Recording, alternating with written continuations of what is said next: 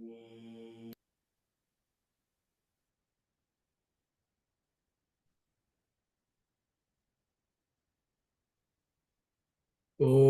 आप्यायन्तु ममाङ्गानि वाक्प्राणश्चक्षुः श्रोत्रम् अतो बलमिन्द्रियाणि च सर्वाणि सर्वं ब्रह्मोपनिषदं माहं ब्रह्म निराकुर्याम् मा ब्रह्म निराकरोदनिराकरणमस्तु अनिराकरणं मे अस्तु तदात्मनि निरतेय उपनिषत्सु धर्माः ते मयि सन्तु ते मयि सन्तु ॐ शान्ति शान्ति शान्तिः अनन्तगुणपूर्णत्वादगम्याय सुरैरपि सर्वेष्टदात्रे देवानां नमो नारायणाय ते. So, good morning, good evening, and good afternoon for friends of joining for the 12th session of Keno Upanishad. So, before we get started, I just hope that you all had a good summer break with family and friends, and hope you managed to do a lot of traveling, etc., that folks do around this time. So I am very pleased that we are slowly getting back to some kind of normality from all the holiday seasons and all the festivities that have been happening in August. So we will restart our Keno Upanishad Chintana. And for those of you who do join us for the Gita recitation, we have started our Gita recitation as well from today. So please feel free to send messages to Veena ji and Suresh ji and Neeta ji if you are keen to join the Gita recitation classes as well, which happens. It starts at 3:25 UK time and goes on for about 20-25 minutes. There is a 10 minutes interval before the Upanishad Chintana happens. Yeah. So on that note, let's get started. So what have you been doing so far? So what I wanted to do is, since it's been a while since we have looked at Kena Upanishad, let's of course think about all the rishis. So who are the rishis here? Chaturmukha Brahma, Sadashiva, uh, Parvati, Talavakara Rishi, and all the acharyas, Srimad Acharya, for giving us for giving us this beautiful Upanishad Bhashya, Kena Upanishad Bhashya, Talavakara Upanishad Bhashya. The Devata is Vishnu Namaka Paramatma, who also goes, as we all know, by several names. But for this particular Upanishad, Hrishikesha becomes interesting because, as you know, Hrishika means Indriyas, Isha means the master of the Indriyas. Hrishikesha becomes particularly relevant for this particular Upanishad. So, other devatas that can be contemplated is Kapila, Aniruddha, and Gayatri. Gayatri is very important for Talavakara Upanishad, as you will see in the third and the fourth Kanda. It is all about discussion about the Gayatri mantra. It's very interesting. The third and the fourth Kanda as we navigate through this Upanishad. The Chandas, of course, you got Trishtup Chandas, Anushtup Chandas, particularly for the Kanda 1. Then as you go along, you will also find Jagati Chandas. And from the third Kanda, you will also see a bit of prose coming in. So this Upanishad is very interesting. You have the mantra portion and you also have the Gadya. Gadya is the prose, which is the third Kanda. So in the first, so of course in the first Kanda, we had Anushtup and Trishtup Chandas, and we had about 9 mantras here. So 9 mantras that took us about 2 to 3 months to kind of navigate through these mantras. Yeah, 9 mantras that you may be very familiar with already. Yeah, just bear with me. Let me get my IT sorted out here. Yeah, that looks better. Yeah, okay, excellent. So 9 mantras in the first kanda. Okay, so without going into the individual verses and which we have recited a number of times, let's look at the predominant concepts that have been discussed in the first kanda. And this is very important. Once we understand the essence of what has been discussed in the first kanda, then we are a little bit more equipped to deal with the second kanda in all its glory. And once we have mastered the principles discussed in the first and the second kanda, then we will be able to appreciate the prose in the third kanda, which narrates an incident among the devatas. So once we have mastered the first and the second kanda, then we can understand the third kanda in great detail. So what are the key concepts in the first kanda? The key question there is, one should observe philosophy by looking at one's own body. Yeah, we don't have to travel around. We just need to look at ourselves and ask the deeper questions, and there you will get your philosophy. That's what the Rishi here has intuited, the Talavakara Rishi. What makes the sense organs move towards the sense organs? What makes the sense organs move towards the sense objects? Okay, in our day-to-day life we think this is a given. It just happens. We don't even give that attention as to why our eyes move towards the ice cream, why our nose moves towards something that is fragrant, and we don't think about it. It just happens naturally to us that we don't think about the physiology as well as the philosophy. But actually what our rishis are saying is that is a profound event. When an eye sees an object, it is a profound philosophical event. Forget about the physiological event. It is also a philosophical event. The question there is, do the indriyas move on their own accord, which is a materialist view? Are they prompted by the soul, which can be one view? We as jivas, we want to see something, so we move our indriyas towards our objects. If that is the case, we don't see all the things that we want. We don't hear all the things that we want to hear. We see and hear all sorts of other things. So it probably is not in our control. Are they prompted by Abhimani Devatas that are so celebrated in the Vedic pantheon? So these are the questions. Is it the body that spontaneously moves towards the objects? Is it the soul that prompts the eyes to move towards the objects?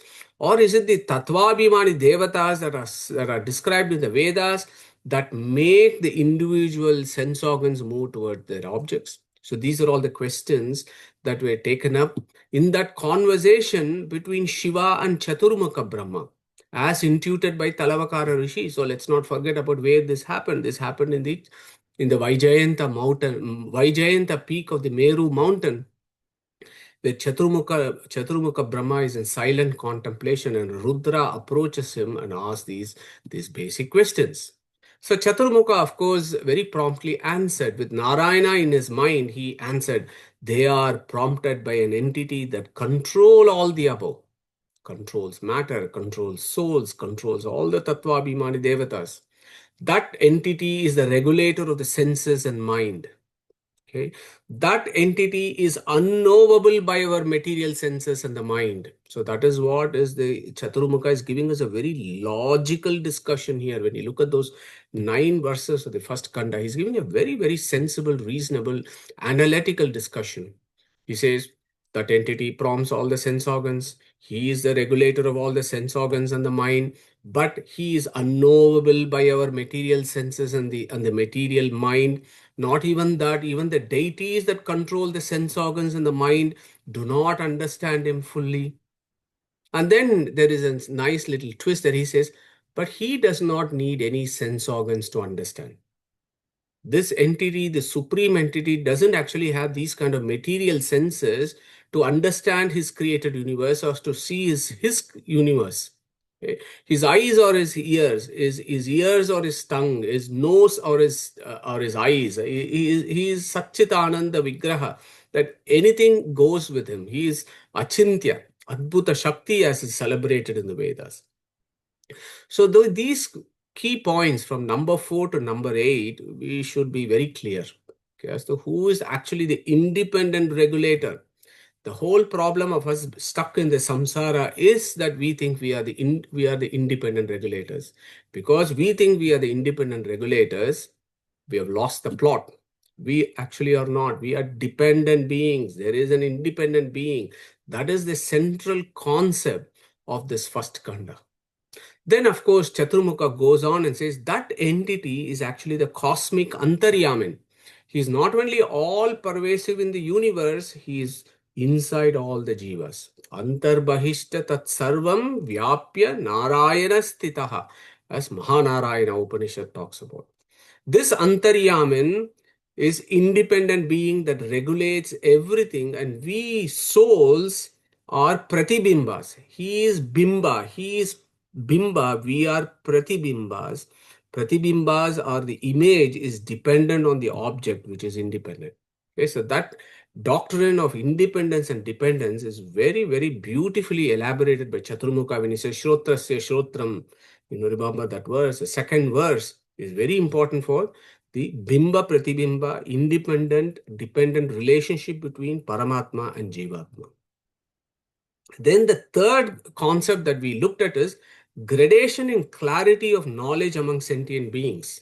Okay, so this is an important philosophical concept. We all of us do not have the same level and intensity of knowledge in our mundane life. It's very clear, right? Somebody is an astrophysicist, somebody is an orthopedic surgeon, somebody is an anesthetist, somebody is a computer scientist. Each person has his own purview of knowledge, a capacity for knowledge, which is a limited knowledge. Okay. Our clarity of knowledge, similarly of this sentient of Brahman, there is a gradation. There are some folks who think that they can have a complete knowledge of Brahman, okay, which is just not possible. Is the view of the Vedas. We may agree or disagree, but that is what the Vedas tell us, that there is a gradation in clarity of knowledge among sentient beings. If you think about Lakshmi, who is the consort of Vishnu, she is all pervasive. She has the highest knowledge among all the liberated. But still, she's still learning about Vishnu every day. She's still learning new things about Vishnu. Okay. So even she is continuously learning. What is our state? And among the Jivas, this Upanishad talks so much about this. Chaturmukha himself talks about, mate, my knowledge is limited. See, if Chaturmukha himself says, my knowledge about Brahman is limited, what to say about us? So there is always a gradation in clarity of knowledge among sentient beings. Vishnu is the highest ontological entity. Yeah, ontology means what? Things in the universe, real things in the universe. Vishnu is also part of this universe, if you like. He is part of all these things that is there. Okay? He is the highest ontological entity. Yeah. And when we finished last time, early August, or I think it's end of July, we also looked at this concept. He is not this in front that people worship. Okay, so that is an important idea that na idam yadidam upasate, na idam yadidam upasate. 5 times that particular verse comes where the second line repeated 5 times because to stress an important philosophical concept. What is that? The vigrahas that we worship in the temple are not Brahman. Okay? The material things that we run around is not Brahman. The way to look at it is, when we look at a vigraha or a deity in a temple, as long as we have the anusandana that there is this Brahman who's pervaded and he has a special anusandana in that particular vigraha, then we are in the right track. Rather than just taking a jada itself as Brahman would be a major problem, and it will be a big reason for our downfall. And the rishis are very, very clear across the Upanishads that should never be done. Yeah, that there is this entity that pervades the universe, and that is how you do the deity worship. That is very clear from what our Chaturmukha Brahma has taught to Shiva in this verse. So there are so many points, 4, 5, 1, 2, 3, 4, 5, 6, 7, 8, 9, 10. 10 different ideas that are described, concepts that are described in detail by Chaturmukha Brahma to Sadashiva in the first Kanda. So at that time in the Vaijayanta mountain, when Shiva is listening to all this to Chaturmukha Brahma, he says, "Thank you very much, Chaturmukha ji. Thank you very much for taking time to explain to me about the first Kanda. Now I understand who this Brahman is what Sadashiva is telling Chaturmukha. Thank you. I now understand that Brahman." Okay. So this is where it gets very interesting. Chaturmukha immediately says, "Hold on, Sadashiva, hold on. Don't come to, these kind of conclusions. Please proceed with caution. Yeah, please proceed with caution when you say, I know this Brahman now, I understand this Brahman now. Please be cautious," is what Chaturmukha is telling Sadashiva. And he starts the Dvitiya Kanda. He starts the second Kanda with that idea. When Sadashiva says, Thank you. You've given me 10 salient features of who this Brahman is. I understand now. Now I know Brahman. Chaturmukha says, no. What is he going to say next? Yadi manyase suvedeti dahramevapi nunam tvam vetta brahmano rupam yadasya tvam yadasya deveshu atanu mimamsyam evate manye viditam. Na aham manye suvedeti no na vedeti vedacha.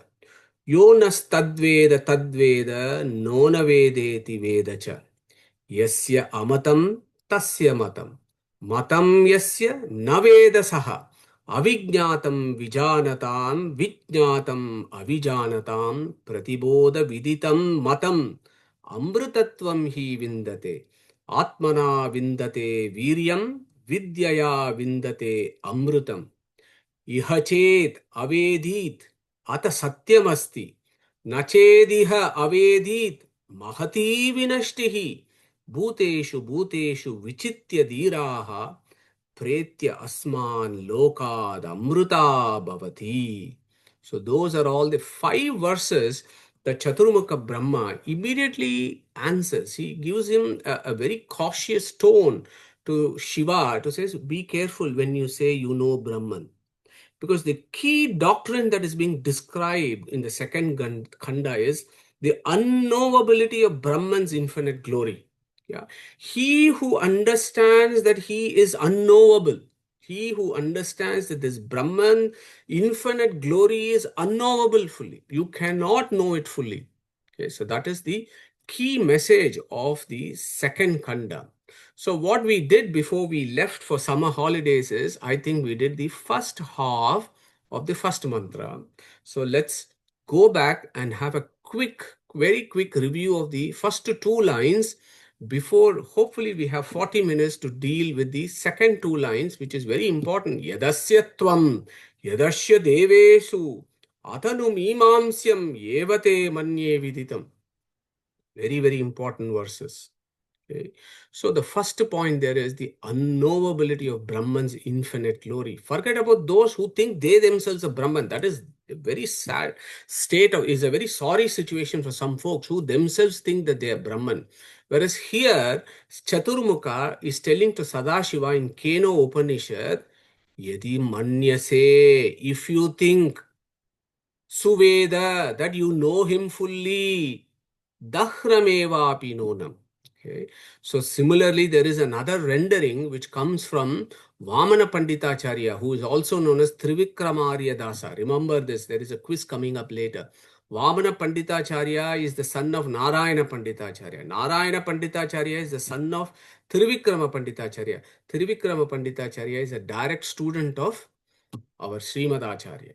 So Vamana Panditacharya's verse here is that he has learned from his dad, who has learned from his dad, who is a direct disciple. So some folks think that the words here, Yedi manyase suvedeti dahramevapi nunam tvam Naveta Brahmano Rupam. So there is one rendering where it says Veta Brahmano Rupam. There is another rendering which actually says Naveta Brahmano Rupam Yadasyatvam Yadasya Deveshu Atanu Mimamsyam Evate Manye. One rendering is Viditam. The other rendering is, we can take it as Viditam as well as Aviditam when you split the words. Okay. So it's helpful, it's interesting to look at this because it gives us different ideas of what is it that Chaturmukha Brahma is actually teaching Sadashiva, and through Sadashiva to all of us. Okay, this is important. Yeah. So this particular verse is in Jagati Chandas. It's got 48. Okay. And if you're a purist, you can look at there are various types of Jagati Chandas. As long as it's 48 syllables, it is Jagati. But it can be Panchapadi or it can be Shatpadi. So I'll leave it to you to do those kind of research on the Chandas of it. But what is it that our Rishi was telling here?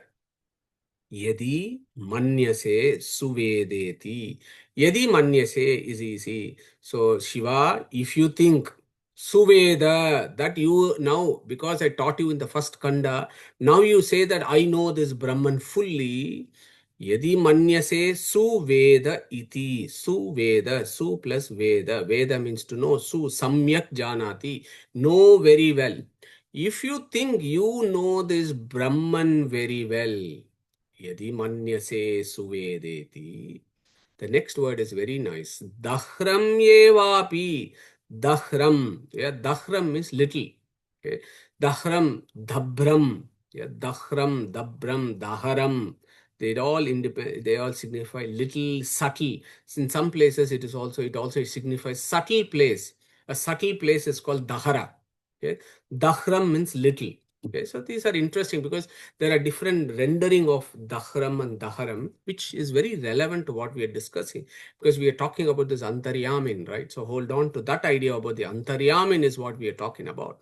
So coming back to this, so Chaturmukha says, Shiva, if you think you know very well about this Brahman, Nunam tvam veta or Nunam tvam na veta. So you can look at it in two ways.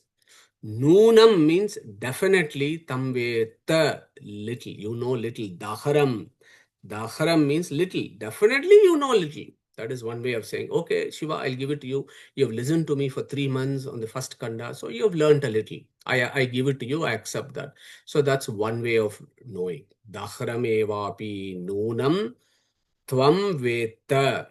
Okay. Or as how Vamana Panditacharya has learned from his dad, you can take it as Dahram Yevapi Noonam Tvam Naveta. Okay. Naveta, you don't even know a little. If you think from the first kanda you know a lot about Brahman, actually Shiva says Chaturmukha, you definitely don't even know a little. Okay, so that is how you can understand. But in by implication, it all implies to us. Okay, so the whole Upanishad is for us, right, to learn and go. So there are people who actually, they think they themselves are Brahman, and there are these fake gurus out there who can promise you by charging you $10,000 in a camp that you spend 2 weeks and you will know everything about Brahman. So they do all this, the fake gurus of modern times. And people don't realize this. People, I just wish these fake gurus have actually read Keno Upanishad. Probably they haven't. That is why they are fooling people around. But that is what is happening on in the mundane world. People are all chasing these fake babas and gurus, which is the problem of the modern societies. Yeah, we all want shortcuts and we all want easy solutions. But Chaturmukha is telling it's very difficult, mate. If you think from the first kanda you know everything on Brahman, Nunam tvam na veta Brahmano rupam. This Brahman's rupa. Rupa means his aspects, his glories, his forms. You can look at it in so many ways. Brahmano rupam. Okay. So I hope you are able to appreciate what is it, the gravity of what is it that Chaturmukha is telling, and by implication for all of us, so that we are very cautious when we approach fake gurus. Okay. And who should be our gurus? The rishis or the Upanishads should be our gurus. And sadly, we have forgotten all the rishis of the Upanishads and we are following these fake gurus. So I think it's very important that we actually go back to our original gurus who could be our acharyas or could be the rishis of the Upanishads who have intuited these verses. They are our gurus and they are saying, Yedi manyase suvedeti Dahrame noonam tvam naveta brahmano rupam. Brahmano rupam. This is important. Brahmano rupam. Some rupam, form. Some people think that this guy does not even have a form. That is also another problem in our system. But look at the way the Upanishad verse very clearly it says Brahmano rupam. This Brahma's aspects, his forms. You don't know anything, Sadashiva. Okay, so this way of, this basically what Chaturmukha is doing is he's trying to impress upon us how remote this supreme being is, that we actually cannot reach him. We cannot. It's so difficult. It's an abstract approach to present the concept of infinitude of Brahman. Okay, forget about infinity in maths. How do you describe the infinitude of Brahman? It's very difficult to put it in words and describe. And that is what Chaturmukha and the Talavakara Rishi, they are attempting to convey this through words. You cannot describe something fully through words, but yet what we have at our disposal is words to try and approach his remoteness. It's a figure of speech, a word or a phrase used in a non literal sense for a rhetorical or vivid effect. It is an alliteration, repetition of syllables, initial consonant sounds between nearby words. We did this before. Peter Piper picked a peck of pickled pepper. That we do these tongue twisters. So this whole the second kanda is full of this, as you will see as we navigate. So yadi manyase suvedeti dahrame nunam tvam naveta brahmano rupam. Why can't we do? So if Chaturmukha says, you definitely know a little, or as Vamana Panditariya says, you do not even know even a little. Okay. Why? What does the concept of infinitude of Brahman actually mean? Yeah, it's all well and good about talking about this Brahman, but we say he's infinite. What is that concept of infinitude of Brahman actually mean? So I just want to pause there for a minute and get us to think about this and hopefully contribute here as to what our view of what infinitude of Brahman could actually mean. So who wants to take that up? When I say Brahman is infinite, from what aspects is it infinite? Um, if I can try. Please go for it. Yeah. Well, I wonder if it means infinite beyond our all five prakritic senses and knowledge. Sure. Thank you, Shaurya ji. Interesting idea. Yeah, beyond so that's aprakrita. Yeah, that's good. But still, if soul should be able to our soul's indriyas as atindriya. So from the soul's atindriya senses, you could still be able to see your antaryamin. So it's possible. So, but I agree with you. Material senses can't. Yeah, great. Any other contributions there, Anand ji? Yeah, infinitude may also mean Anoranyan Mahato Mahan, smaller than an atom and bigger than the biggest. So it's about his achintya adbhuta shakti that we cannot comprehend. Yeah. Thank you very much. Shaptarshi ji? I think maybe it is referring to that as you mentioned about that some folks think that he does not have a form, so maybe he has infinite number of forms. Actually, that could be one possibility of this meaning, maybe. Yeah, interesting. Thank you very much, Shaptarshi. So we had infinite forms. We had something that is achintya adbhuta shakti. We can't grasp his inscrutable power, and he is beyond Indriya. So three excellent ideas. Anything else? Maybe it could also mean infinite both qualities, both quantitatively and qualitatively. Thank you, Suresh ji. Yeah, all excellent views here. So I think that's where it boils down to what do we understand by the concept of infinitude of Brahman? So, as Suresh ji was alluding to, and others were also talking about mentioning this very briefly. So, the concept of infinitude of Brahman, understanding that concept is in the etymology of the word Brahman itself. Okay, when I say Brahman, instantly I mean the infinitude of of God or Paramatma or whatever you want to call this. Atakasmad uchyate brahmeti bruhanto hi asmin gunaha. Brahman means big. He is big. Big with what? Big with so many things. In Bhagavata Tatparya Nirnaya, Srimad Acharya gives a very clear definition of what is that infinitude of Brahman that is described in the Upanishads. Kalato deshataha gunataha cha paramamahatvam sataha parabrahmanaha.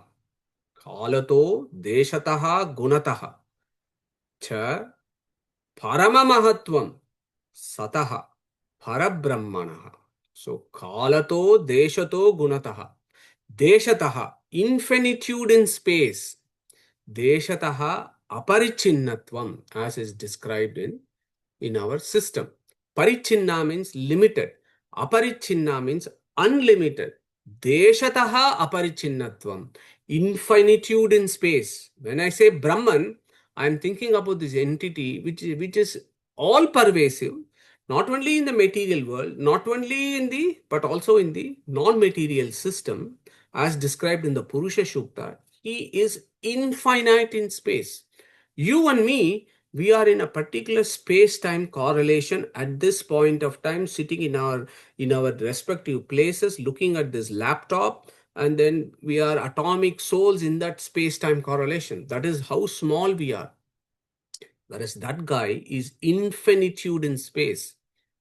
Kalataha aparichinnatvam. Infinitude in time. Okay. He was never there was never a point that he was not there. He's always there, as we know from 212 in Gita. Gunataha, infinitude in divine attributes. Gunataha aparichinnatvam. You and me may have a few attributes and we flaunt this in this material world, pretending that we are big people, we are doing this, we are so achieved, we are so accomplished and so on with stupid little attributes. We do it. But that guy has got infinite divine attributes that we can't even comprehend. Okay. So that is the classic definition of Deshataha, Kalataha, Gunataha, Aparichinnatvam. And that is what is the message that Chaturmukha is trying to drive home in the second Kanda, that we actually understand that why in the first Kanda he was talking about why our Indriyas can't see him, why we can't see him, this and that. Why? Because he is infinite in space, time, and guna. Okay. So what we will do in the rest of today's session is, let's think about this idea a little bit. It's all well and said and saying, oh, infinite in space, okay, and go away. What do the Vedas talk about? What does the Upanishads talk about this? So this is one of the fundamental ideas of Brahman in the Upanishad, that he is infinite in space. He is Deshachaha Aparichinnatvam. And what I thought I'll do is pick up some of the verses that we have already done already. Isha Upanishad, the very first verse, Isha Vasyam Idang Sarvam Yatkincha Jagatyam Jagat Tena Tyaktena Bunjitaha Ma Gridaha Kasyasviddanam. Isha Vasyam Idang Sarvam. Idam Sarvam, that in front of you, Vishwam, Isha Vasyam. That Isha Vasyam, we can split that into Isha Vasyam, Isha Avasyam. Okay. Isha Vasya means he covers. So like here in this, he covers this entire universe. Avasya means this whole universe is his abode. So when I say that, there are two ideas that I'm giving, that he is immanent in this universe and he is also transcendent in this universe, that he actually exists outside this material universe. So that Isha Vasyam is an amazing, amazing verse. And the same thing, Srimad Bhagavatam also says, 8.1.10, Atma va asya idang vishwam. Same. After that, it's the same. Yatkincha jagatyan tyagatatena tyaktena. So here, Isha Vasyam idang sarvam in Isha, whereas in Bhagavatam is Atma va. It gives Isha, replaces with Atma. Okay. Then, of course, our Gita is very good. Yolokatrayam avishya bibarti avyaya Ishwaraha, 15:17. Ishwara, he is all pervasive. Okay. So this Isha Vasyasya Idang Sarvam, this universe is clothed or pervaded by the Supreme Being. Ishasya Avasyam, Isha Vasyam. Antarbahishta Tat Sarvam, Vyapya Narayana Stitaha. Purusha Shukta, of course, we know. Pado Asya Vishwabhutani, Tripadasya Amritam Divi. So these are all, the Samanvaya is absolutely uniform. Wherever you see, this Brahman is infinite in space. We cannot see the beginning of him. We cannot see the end of him. We can't even see the middle portion of it. He is so big. He is pervaded everywhere. Tat Shishtva Anupravishat. And this Akasha, that this verse of Taittiriya Upanishad, we know this Akasha of two types, Bhutakasha, Avyakrita Akasha. And he pervades everything, Avyakrita and Bhutakasha. Bhutakasha's Abhimani is Chaturmukha. I've got a very quick quiz here to remind myself. Avyakrita Akasha. What is Avyakrita Akasha? Who is the Abhimani of Avyakrita Akasha? So who is going to take that very short quiz? Avyakrita Akasha. Lakshmi Devi. Lakshmi Devi, thank you very much, Srikanji. Lakshmi is the Abhimani Devata of Avyakrita Akasha. Okay, and that these are all discussions that come in that beautiful Brihadaranyaka discussion, Yajnavalkya and Gargi and all. Go and check that out. Beautiful, beautiful. Akasha otascha protascheti, as Yajnavalkya then establishes all this. This guy is all pervasive in space. Okay, that is one infinitude of Brahman that we should never forget. So that is why he is called Vishnu. Vishal Vyaptav. Vyapakatvat Vishnuhu. Yeah, because he is Vyapakatvat, he has got this quality of pervasion, all pervasion, Vyapakatvat, he is called Vishnu. Vishal Vyaptav, that is why he is called Vishnu. He's not just because that guy is on a snake sleeping and with Lakshmi next to him and Chaturmukha coming out from his navel and all that. No, he is all pervasive. That is what we understand when we say Vishnu. And again, that is what we keep coming back again and again. Vishnu is not a sectarian name of Sanatana Dharma. It is a description of Brahman to make us understand what his quality is. That is why Srimad Acharya said Brahma Shabdashcha Vishnaveva. It is so true because the etymology Vishnu is Vyapakatvat Vishnuhu. Okay, so Deshataha Aparichinnatvam. So that is the infinitude we understood. Now, infinitude in time. Kalataha Aparichinnatvam, this guy. Okay, a pot may just come and then if it falls down, it breaks and it is there for some time. This material universe has come into being and it will eventually dissolve. That is also is temporary.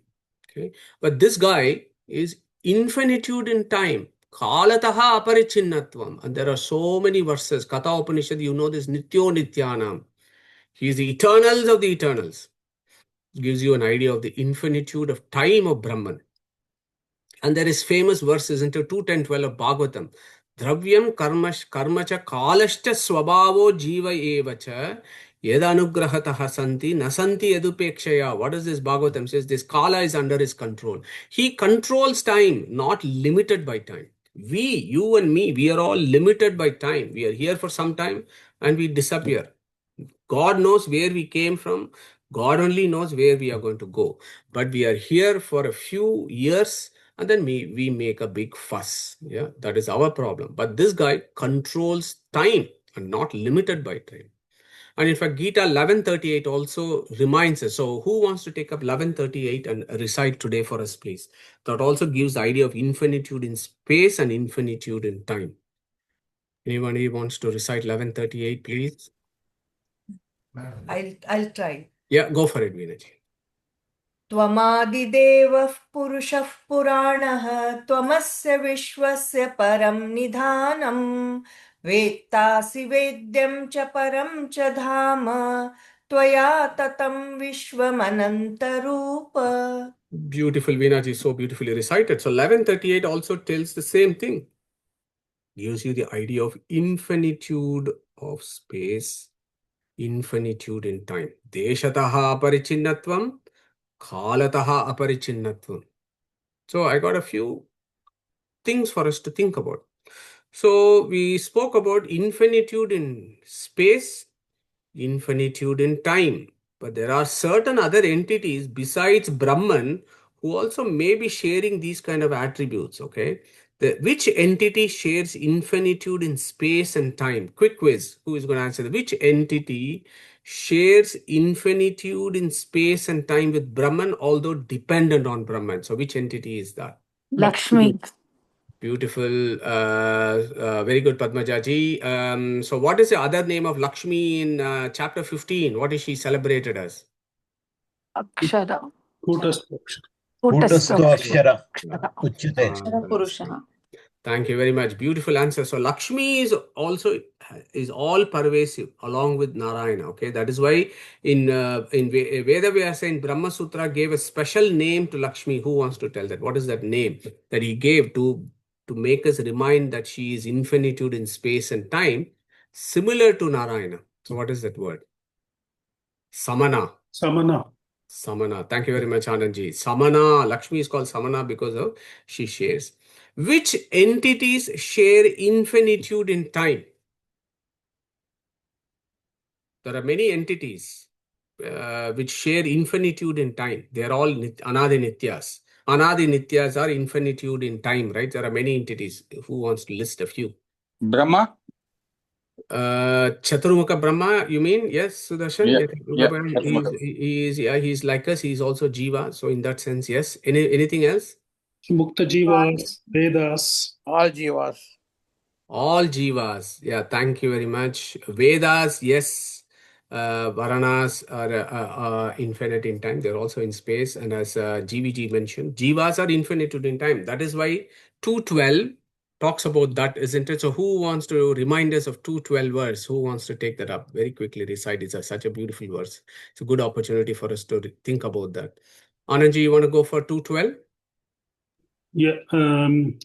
Natvevaham natujasam. Natvam vehe janadipaha. Nachaiva na bhavishyamaha. Sarve vayam atah param.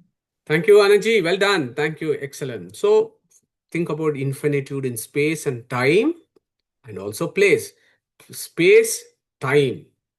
We have done that. What about infinitude in gunas? Okay. Infinitude in gunas applies only to Narayana. Okay. Nobody else. Okay. Only Narayana is gunataha aparichinnatvam. Okay. So Srimad Acharya in his 37 works, in 36 verse, he will use Narayana and he will always talk about Gunapurna, Gunapurna, Gunapurna. Sadagamaika Vignayam, Samatita Ksharaksharam, Narayanam Sadavande, Nirdosha, Asesha Sadgunam. So which work is this? Quick quiz again. Name the works I've got of Srimad Acharya. This Mangalacharana sloka is from which verse? Vishwanu Tattva Nirnaya. Beautiful. Thank you very much, Padmajaji. Narayanam Gunai Sarvair Udirnam Doshavarjitam Gneyam Gamyam Gurumshtapi Natva Sutrartha Uchyate. Gunaihi Sarvair Udirnam. He is full of infinite attributes. Which work of Srimad Acharya is this? Brahma Sutra Bhashya. Devam Narayanam Natva Sarvadosha Vivarjitam Paripurnam Gurumshtan Gitaartam Vakshami Leshataha. Which verse, which work of Acharya says Paripurnam Gurumshta? Gita Bhashya. Gita Bhashya. Thank you very much, Anandji. Narayanam Nikhila Purna Gunaika Deham Nirdosham Apyatamam. Akilaihi Suvakyaihi Asyodbhavadidam Asesha Visheshatopi Vandyam Sada Priyatamam Mama Sarnamami. Which work of Acharya is this? Mangala Charana. Again, Nikhila Purna Gunaika Deham. So I just wanted to remind, Srimad Acharya is very, very clear. Infinitude of divine attributes, Gunataha Aparichinnatvam, is a key idea of the Upanishads. And that infinitude, that Gunataha Aparichinnatvam, is non-different from Brahman. Okay, that is very, very, very, very, very important. Okay, and the Gunas and the Brahman are non-different from each other. That is what we understood from Katha Upanishad. Manasaiva idam aptaivyam nehananasti kinchana. Mrutyoha sa mrutyam gacchati ya iha naneva pashyati. Very, very clear. He who thinks that Lord's gunas and him are different, or he who thinks he's got limited gunas, that fellow is destined for the deepest of hells, says Katha Upanishad. Sadeva somya idamagra asid ekameva advitiyam. This verse of Chandogya Upanishad, ekam eva advitiyam. That eva in the middle talks about there is no difference between him and his gunas. Yeah. Vijaniya yeshata atma sarvantaro ato anyadartam. Brihadaranyaka Upanishad. Eko devaha sarvabhuteshu gudaha sarvavyapi sarvabhutantaratma karmadi akshaha sarvabhutadi vasaha sakshi cheta kevalo nirgunashta. So many of the divine attributes are being described, and then the Shvetashvata Rishi says nirgunashta, to say that he's got no material gunas. Everything about him is non-material. It doesn't mean he's attributeless. That is somebody else's view. That is their problem, not ours. So infinitude of divine attributes, gunataha aparichinnatvam. The infinitudes, we have so far discussed 3. Okay, really, really interesting. Infinitude in space, infinitude in time, and infinitude in attributes. divine, non-material attributes. Three things that give you an idea of who this Brahman is. Okay. There is another infinitude that is discussed in Mayavada, which is very interesting to think about. If we have 10, maybe we have 10, 14 minutes, let's look at this problem. Infinitude with reference to objects. Vastutaha aparichinnatvam. This is a unique concept of Mayavada or the monastic philosophy, which we should remember. What is it that what these guys, these folks are telling, and how do we kind of rebut this? Okay. So in the Mayavada, the view is if there are distinct objects other than Brahman, that is, if there are distinct real objects like you and me, a pot and a pen and so on, it poses a limitation to Brahman. That is the doctrine in that philosophy. If there are distinct objects other than Brahman, then it poses a limitation to Brahman. Okay. So think about this. Tattvavada is very clear. It rebuts saying just because other real things exist does not mean they pose a threat to Brahman, because all other things are dependent on Brahman. It is not that all other things are independent things like Sankhya. In the Sankhya philosophy or Nyaya and Vaisheshika philosophies, Sankhya, Yoga, Nyaya, Vaisheshika, those schools of realism, all entities are independent. Okay. So that is a different problem.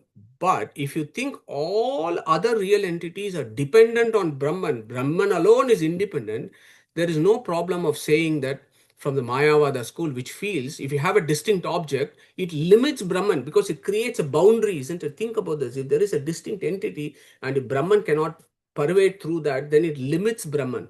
But Brahman by definition is unlimited. So is the view of the Mayavada school, which I think is very interesting, but worth thinking about. Infinitude in space, infinitude in time, infinitude in gunas, and a big question mark about is the infinitude with regards to vastus, is that feasible? Okay, hold on to that idea. But then here is a bigger problem from our Mayavada thinkers. Infinitude is an attribute. Yeah, you have an attribute called infinitude. Brahman has got an attribute called infinitude. But if one says Brahman is nirguna and he is attributeless, how can that infinitude can actually be assigned to Brahman? Okay, these are the questions that various other schools ask them. The answers are still forthcoming, but that is a view that you may want to think about. If you take infinitude as an attribute, there is a problem with Mayavada. So let's keep exploring this idea of infinitude with reference to objects. Okay, and I think this is really interesting because I want to introduce the concept of what a work called Nyayamrita by a great philosopher called Vyasatirtha that some of us may be very familiar with. So what is the problem taking infinitude with reference to objects? Vastutaha aparichinnatvam. So vastutaha aparichinnatvam. So there are only two objects that can be, right? Infinitude or finitude. Any object can either be infinite or it can be finite. The Mayavada views anything that is finite is mithya, is unreal, is not actually real. Okay. Brahman alone is infinite and hence real. Okay, so this is the view. And here is an interesting argument from our Chandrikacharya or Vyasatirtha. He says, okay, I understand that. I really appreciate this. Brahman is infinite and he alone is real because Brahman alone is infinite. So Vyasatirtha then poses a very interesting question. Okay, he says, in Mayavada school, there is the concept of avidya, which superimposes on Brahman, and that superimposition leads to universe, you and me, Saguna Brahman like Vishnu, Krishna, etc. So Vyasatirtha asks a very important question. If avidya can superimpose on infinite Brahman, then it must also be infinite. So very simple question. Yeah, if Brahman is infinite, then if avidya is superimposing on Brahman, then avidya should also be infinite. Okay. Then you have two unlimited entities. You have two entities here that are infinite. You have Brahman who is infinite and avidya is also infinite. So that is one problem. If some philosopher says, no, avidya only superimposes on a portion of Brahman, then that is problematic, because even for Mayavada school, Brahman is akhanda, he is partless. He doesn't have a part where avidya can superimpose. Yeah, avidya cannot superimpose on a part of Brahman, as Brahman is partless, akhanda. Yeah, so these are all the polemics of thinking about infinitude of space, infinitude, and Vyasatirtha takes this all up head on in Nyayamrita, and those of you interested can go look into it. Do a comparative analysis of Nyayamrita and Advaita Siddhi of Madhusudana Saraswati of the Mayavada school, and from the Tattvavada school, the work of Vyasatirtha, and compare and contrast. It's really, really interesting. So this is the problem about having, certain views which then cannot answer certain other problems. The basic problem being avidya also should be infinite if it superimposes this on an infinite Brahman. And if you have two unlimited entities, you got two reals. And if you got two reals, then my Advaita is gone. So these are all the issues. Yeah. And of course, as folks mentioned a few minutes ago, there are lots of other unlimited entities. Time, for example, is all pervasive and infinite. Avyakrit Akasha is all pervasive and infinite and is always there in all of time. So there are many other entities that are also like this in Vedic philosophy. So something you want to think about, but I hope I've given you some flavor of what are these deep discussions about infinitude of Brahman. We cannot just say, oh, Brahman infinite and walk on. No, we need to dissect out what is that infinitude that is being described in the Upanishads, which is time, which is space, time, gunas. Vastutaha aparichinnatvam of Mayavada school is problematic because Brahman is independent. All others are dependent. So there is no problem with regards to limitation by other objects. Okay.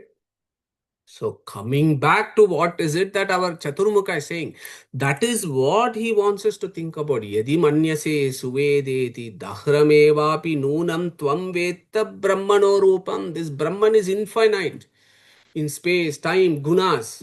There is no way in which you can know him, okay, fully.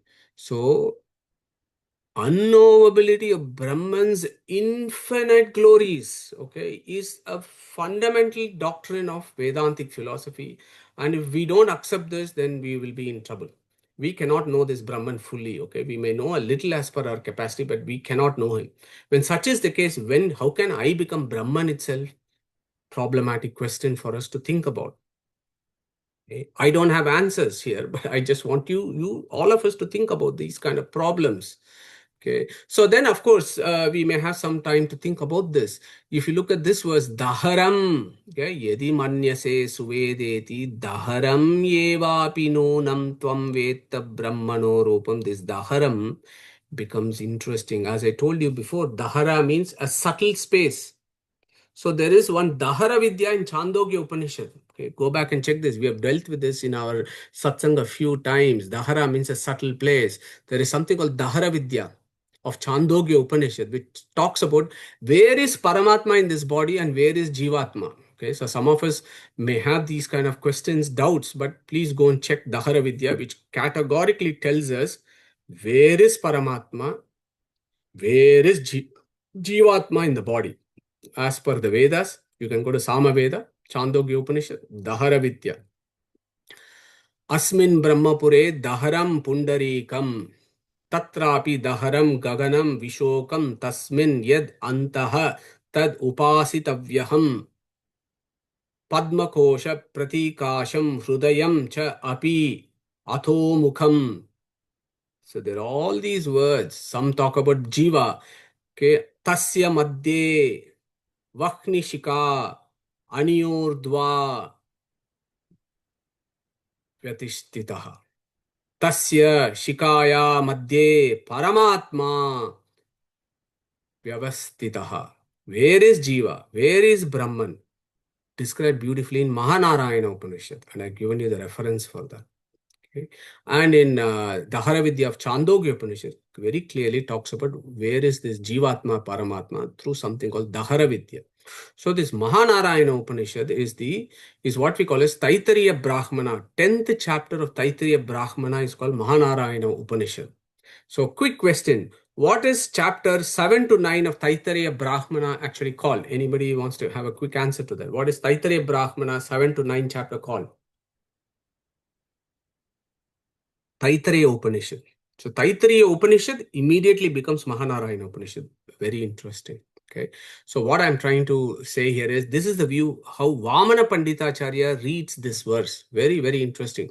If a person claims he knows Brahman, he actually does not even know the Antaryami Rupa of Brahman in his soul, which is what this Dahara Vidya is all about. The Antaryamin is equally infinite that we have just discussed so far in time, space, and gunas. When such is the situation, how can the soul fully understand the Brahman's form in Devatas and in the entire universe? Asks Vamana Panditacharya, who is also known as, who is going to answer that question? I did tell you to remember this. I was going to ask, what is Vamana Panditacharya's another name? He's also known as, anybody quick answer? Trivikramarya Dasa.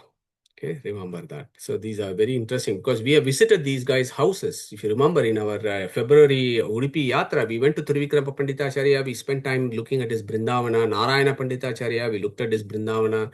And then his son is Vamana Panditacharya, who has looked at the Dahara Vidya of, he's given a beautiful explanation for this Daharam Evapi Nunam. So we got 5 minutes before we close this guide, this last word. Yadi manyase suvedeti dahramevapi nunam tvam naveta brahmano rupam, Brahman's form or aspects. Is Brahman formless or has a form? So does anybody wants to quickly come in and remind us, is Brahman formless or has a form? Who is going to tell us this? Again, we have discussed this many times, but worth remembering this. Yes, a form. Sudarshan, please qualify. What kind of form? What kind of form means? I don't know. So you are saying he's got a form. So there are some folks who will say, see, Brahman is like Akasha. Brahman is like space. Does space have a form? No, space does not have a form. Therefore, similarly, Brahman is also all pervasive as space. How can Brahman have a form? So that is the logic that they have come around with. Particularly folks of the Arya Samaj, this is their logic. Saying that space is unlimited, is all pervasive. Space doesn't have a form. Brahman is all pervasive. Therefore, he does not have a form. So how would we answer that question, Sudarshan? Okay. So, yeah, but if he is not in a position, because that's the same problem we have with Islam as well, isn't it? Like, because many a times that's the thing where it comes with the idol worship. They want to destroy the idols and whatever. So the main theme is if he is not in a position to come in a form, then he can't be, omniscient, isn't it? Omnipresent, omnipotent, like those sort of qualities. So if he can't come in a form, he cannot be omnipotent. Very good answer, Sudarshan ji. Thank you very much. So that is the answer there, as Sudarshan said. If somebody says, oh, he's like a sky, how can he have a form? Then you should ask him, my God is omnipotent. I don't know about yours, but the God that I am worshipping, he is omnipotent. He is capable of doing anything. As Anandji was mentioning, Anoraniyan, Mahato Mahiyan, he is Achintya Adbhuta Shakti. He can do whatever he wants. So he is omnipotent enough to take a form for my benefit. For me as a soul, for my benefit, he can take a form. Okay, so that is. I got, I had this discussion with people, like normal, question and answers, like not in a very big meeting like this. So one of the answers I gave them was, I was born in 1969, so where were I before that? If I could have a form in 1969 and this person is omnipotent, why can't he do that? If I can have it, why can't he do that? So that's very simple answer for yeah, very nice. Beautifully answered. If a small little Trinajiva can have a form, can God not have a form? So we'll go to Saptarshi and then Shrikantji. Saptarshi. Yes, so one point is God's form is non-material. His form is non-matter. And another point is we also know that God is Satchit. One is Satyam Jnanam Anantam, but another is Satchit Anand. Like he is the most beautiful. But if someone does not have a form, how he can be so beautiful? Because for beauty, you need to have a form. Otherwise, he cannot be most beautiful, right? Very nice, Saptarshi, beautiful. So his form, Sudarshanji, as Saptarshi mentioned, Satchit Ananda Vigraha, as he is described. Satchit Ananda is his form. Very nice, Saptarshi. Shrikantji? Thank you, sir. I'll extend the same thought of Sudarshan ji and Saptarishi ji. In Mahabharata Tatparya Nirnaya, it is categorically said that all the avatars of Brahman has 100% of all the qualities and all the attributes. This is done by Brahman's mercy towards us small jivas so that we can visualize him during Antakale. Very nice, Shrikanji. Thank you very much. Yes, so lots of beautiful ideas here. So look at our Isha Upanishad. Pushan Yekarshe Yamasurya Prajapatye Vyuha Rashmin Samuha Tejaha. You may remember that verse. Yette Rupam Kalyanatamam Tatte Pashyami Yova Vasau Vasau Purushaha Soahamasmi. Very, very important verse in Isha Upanishad where Swayambhuva Manu is looking at his grandson and is saying this. Yette Rupam Kalyanatamam. Your form is Kalyanatama, most auspicious. God is not formless or attributeless. His forms is most auspicious form of Satchitananda, as described in Isha Upanishad and as we have discussed this today. So that is that Brahmano Rupam. Yadi manyase suvedeti dahramevapi nunam tvam Veta Brahmano Rupam. So Brahma's aspect, again it brings, when it says Brahmano Rupam, it creates problems for Mayavada thinkers. I don't know how they're able to reconcile this. Aspects is an attribute. Yeah, this aspect, that aspect.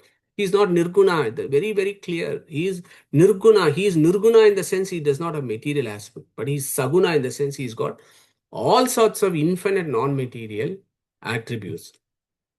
So let's close today's session with Gita 11th chapter 5 and 8. So who wants to take that up? That's very relevant when we are talking about Brahmano Rupam. So who wants to do 5 and 8 for us, please? I can. Yeah, Shauryaji, go for it.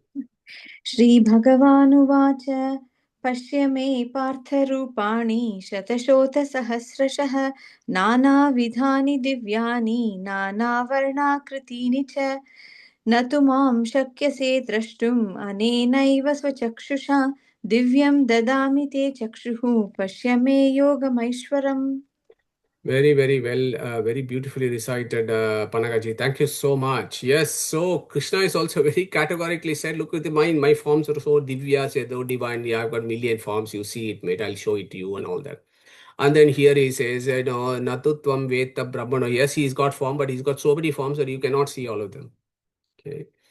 Where is that Brahmano Rupa present? Okay, so that is the next question. This Brahmano Rupam that is being described so beautifully, where is it actually present? Okay, so I thought I'll come to this line today, but I haven't been able to come to this line. Immediately to answer, where is that Brahmano Rupam in our body, in ourselves? Where is that Brahmano Rupam?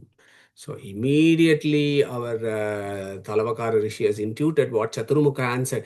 Yadasya tvam yadasya deveshu atanumimamsyam evate manye viditam. Okay, so this is a critical verse of this particular Upanishad, this particular Kanda. Yadasya tvam yadasya deveshu.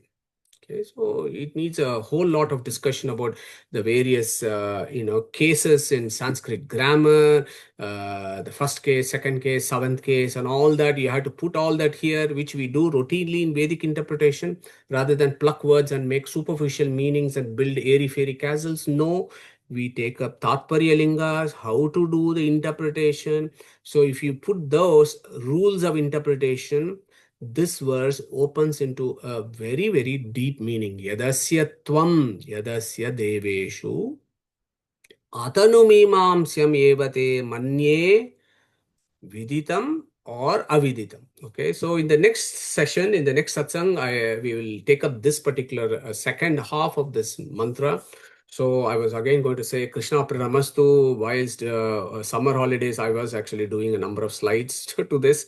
I've actually moved to the third kanda already, but I look forward to having the discussion over the next several weeks that I think it's going to take before we finish the second kanda, because it's full of philosophy. It's full of so much of philosophy. So on that note, Sri Krishna Pranamastu. If there are any questions or discussions we can do now, or we'll close today's session.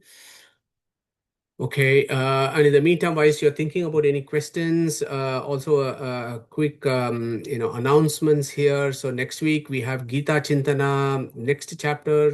Anandji is going to take us through. Anandji, do you want to come in very briefly and give us an overview of how you propose to do the Gita Chintana, please?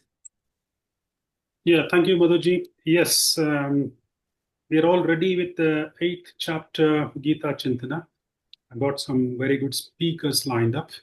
The plan, because of the availability of the speakers, the plan is next week to go with the first 14 verses of 8th chapter. And maybe on the 6th of October, it will be a second session. And depending upon the time and how we proceed, we may need a third session with an external speaker and probably a small quiz, time permitting. So that is the current plan. So hopefully we should be able to do on 14th and 6th of October, if that is suitable. Fantastic, Anandji. Look forward to that. So if there are no further questions, can I ask Sureshji to recite Om and close today's session, please? Sureshji, if you're there.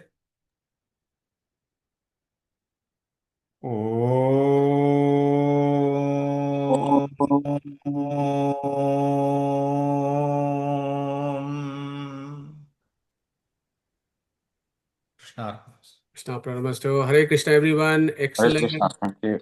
See you again. Hare Krishna. Hare Krishna. Take care. Hare Krishna.